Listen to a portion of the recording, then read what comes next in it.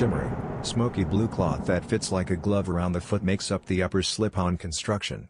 The utility-forward style is further enhanced by a lacing system that is easily adjustable and toggle based on the forefoot.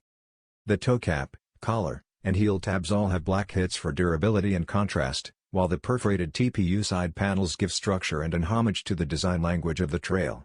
Comfort with a responsive edge is provided by the Air Max Craze's visible air units in the forefoot and heel.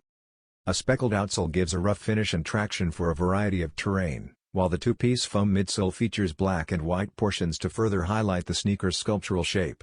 This smoky blue accentuates how well the Air Max Craze balances performance and lifestyle.